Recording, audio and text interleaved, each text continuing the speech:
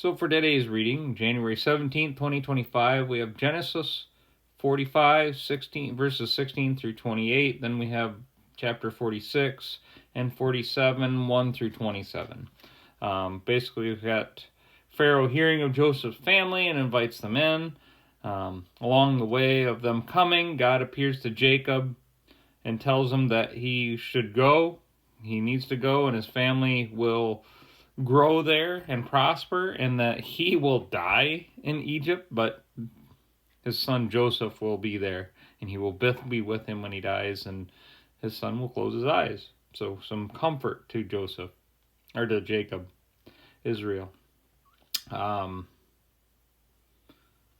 interesting thing that stood out to me is that Joseph's wife was the daughter of Potipharah, who was the priest of On, and On is a false god, and that's either the second or third time that comes up, so that's something to pay attention to.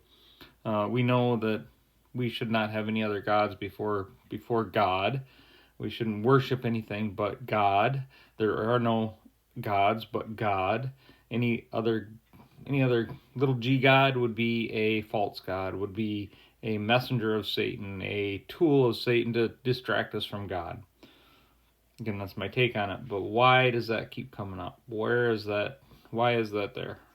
Anyway, that's something to pay attention. Make a mental note of that when we're reading the rest of it.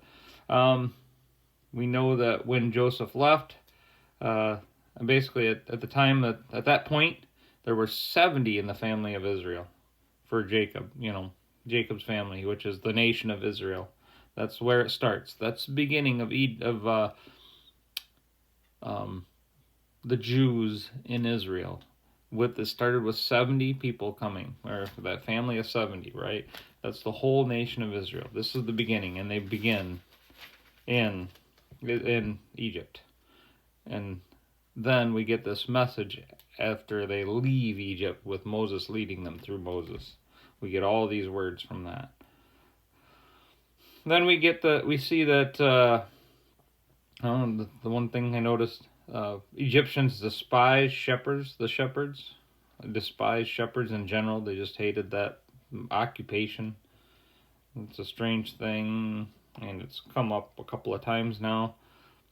Jacob blessed Pharaoh, and he was 130 years old when that happened. Jacob fed all the people through the famine, but in that process bought all the land and then made all the people slaves to Pharaoh. And that allowed him to demand 1/5 of all the yield of crops in Egypt to go to Pharaoh.